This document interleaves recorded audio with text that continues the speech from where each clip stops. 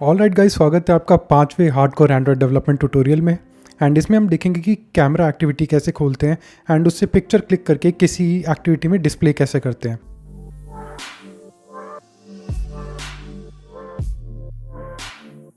तो अब ध्यान दो, तो मैंने स्पेसिफिकली बोला कि कैमरा एक्टिविटी। तो जो कैमरा होता है एंड्रॉयड का, वो हम खोल सकते हैं एक एक्टिविटी के थ्रू, और वो एक्टिविटी एंड्रॉयड हमें बाय डिफ़ॉल्ट प्रोवाइड करता है। हमें उसके लिए कुछ अलग से एक्टिविटी नहीं बनानी पड़ती। तो जो कैमरा की ऐप खुलेगी वो एक एक्टिविटी होगी। तो हम वो खोलेंगे इस बटन पे क्लिक करने पे। तो मैं ये सारा कोड हटा दूंगा एंड मैं एक मेथड बनाऊंगा अलग से, जिसे कहूँगा ओपन कैमरा। एंड मैं उसको यहीं पे बनाऊंगा फन ओपन कैमरा। एंड तो अब शुरू करते हैं अपना कैमरा खोलना। तो कैमरा के लिए हमें एक इंटेंट चाहिए होगा। जैसे हर एक्टिविटी खुलती है वैसे ही ये भी कैमरा की जो एक्टिविटी है ये भी कैमरा इंटेंट से खुलेगी। इसके लिए हम बनाएंगे इंटेंट का ऑब्जेक्ट एंड इसमें हम पास करेंगे एक स्पेशल आइडेंटिफायर। तो वो होगा मीडिया स्टोर। ये एंड्रॉयड डॉट प्रोवाइडर वाला media store dot action image capture. ये जो पहला आ रहा है आपको ये प्रोवाइड करना है बस, और कुछ नहीं देना। अब मैं यहाँ पे कर दूंगा स्टार्ट एक्टिविटी और इसमें पास करा दूंगा कैमरा इंटेंट। तो अब मैं आपको दिखाता हूँ कि होता क्या है इससे। और ये मेरे को थोड़ा एरर दे रहा है, यानी कि वार्निंग दे रहा है। तो कह रहा है कि प्राइवेट बनाओ, प्राइवेट कर देते हैं। तो अब मेरी ऐप चल चुकी है। अब मैं दिखाता हूँ इससे होगा क्या। अगर मैं इस पर क्लिक करूँ तो मेरा ये कैमरा खुल गया। अब मैं इसको कैमरा की परमिशन दे देता हूँ। नेक्स्ट, हाँ, तो ये मेरा कैमरा खुल गया। अब मैं इस पर क्लिक करता हूँ तो आप देखोगे कि मैंने क्लिक कर सकता हूँ इमेज। लेकिन एक दिक्कत है, अब मैं यहाँ पे क्लिक तो कर रहा हूँ लेकिन मैं अपनी ऐप पे वापस कैसे जाऊँ। तो अगर मैं यहाँ पे वापस जाऊँगा ऐसे करके तो मेरे को वो इमेज फाइल मिलेगी नहीं। तो गड़बड़ क्या है, जो हमने कैमरा खोला उससे हमें चाहिए था कुछ रिज़ल्ट, यानी कि हमें इमेज चाहिए थी, लेकिन हमें वो इमेज नहीं मिली क्योंकि हमने कुछ रिज़ल्ट वापस नहीं लिया। तो रिज़ल्ट वापस लेने के लिए आपको एक्टिविटी नहीं खोलनी है, आपको खोलनी है एक्टिविटी फॉर रिज़ल्ट। आपको रिज़ल्ट के लिए एक एक्टिविटी खोलनी है एंड इसमें आपको इंटेंट के साथ साथ एक आइडेंटिफायर भी बात पास करना है, यानी कि रिक्वेस्ट का कोड कि वो आइडेंटिफाई हो जाए। वो रिक्वेस्ट इमेज कैप्चर की रिक्वेस्ट है ये। तो यहाँ पे मैं एक कांस्टेंट बना दूंगा, इमेज कैप्चर रिक्वेस्ट। इसको मैं एक नंबर दे दूंगा, मान लो 1। अब मैं यहाँ पे दे देता हूँ इमेज कैप्चर रिक्वेस्ट। अब ये मेरे को दिक्कत दे रहा है क्योंकि मैं इसको क्या करना है, प्राइवेट नहीं। तो ये मेरे को कांस्टेंट की वजह से कह रहा होगा, छोड़ो अभी के लिए इसको सिर्फ वैल बनाते हैं। तो हमने एक्टिविटी रिजल्ट के लिए खोल ली है। तो अब जब मैं इसको खोलूँगा तो आप देखोगे कि एक नीचे टिक का बटन आएगा जिसे मैं क्लिक करके वापस आ सकता हूँ। तो अब मैं इसको स्टार्ट करता हूँ एक्टिविटी को। तो अब मेरी ऐप बिल्ड हो चुकी है। अब मैं यहाँ पे इसको अप्लाई करूँ तो इसको क्लिक करूँ तो अब मैं इस पे इमेज कैप्चर करता हूँ। अब ध्यान से देखना क्या होगा। मैंने इसमें इमेज कैप्चर करी, अभी एक टिक का बटन आ रहा है यहाँ की, यानी कि अगर मैं इसे क्लिक करता हूँ तो मेरे को कुछ डेटा वापस मिलेगा मेरी पुरानी एक्टिविटी में।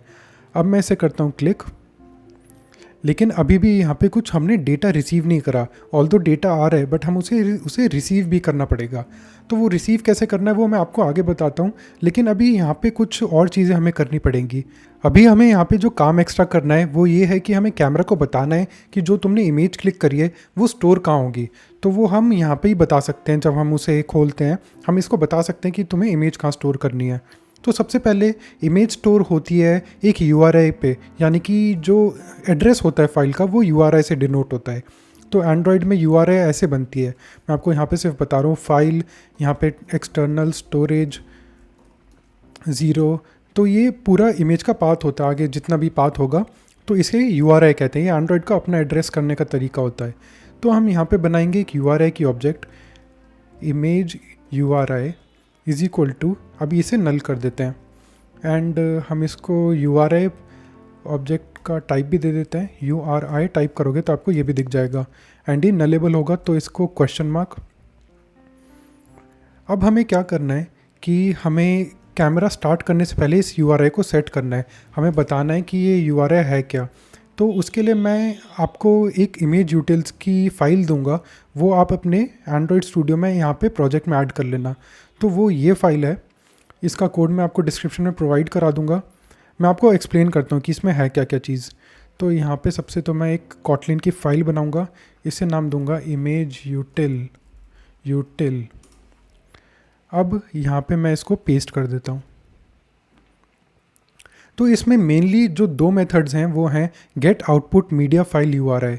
तो ये क्या करेगा कि जो आउटपुट फाइल है यहाँ की, यानी कि जहाँ हमें स्टोर करानी है उसका पाथ URI हमें दे देगा। और जो दूसरा मेथड है वो है गेट बिटमैप, यानी कि जो URI हम प्रोवाइड कराएंगे उस जगह से हमें बिटमैप ला के दे देगा। तो इसके दो ये मेथड्स हैं जो इम्पॉर्टेंट है आपको समझने के लिए, वो आप जाके देख सकते हो। अब यहाँ पे मैं इसको यूज़ करने के लिए टाइप करूँगा इमेज यूटिल्स, और ध्यान रखना कि ये वो वाली हो जो हमारे प्रोजेक्ट में है, डॉट करके अब मैं इसमें लूँगा get output media file URI। तो मीडिया फाइल URI चाहिए हमें, और मीडिया टाइप क्या देना है हमें, इसमें देना है media underscore type underscore image. तो ये हमें मिलेगा, इसको ऑल्ट करके अगर आप एंटर दबाओगे तो ये इंपोर्ट हो जाएगी, एंड ये होता है हमारे मीडिया स्टोर के अंदर। तो ये टाइप इंपोर्ट हो गया। अब इसके बाद ये और क्या ले रहा है, ये एक कॉन्टेक्स्ट भी ले रहा है। तो कॉन्टेक्स्ट में हम सिर्फ दिस पास कराना है हमें, तो दिस पास करा देंगे तो हमारा इस एक्टिविटी का कॉन्टेक्स्ट भी पास हो गया। तो अब हमें वो पाथ मिल गया है जहाँ पे हमारी बिटमैप स्टोर होगी। अब उसके बाद हमें ये पाथ देना है इस कैमरा के इंटेंट को।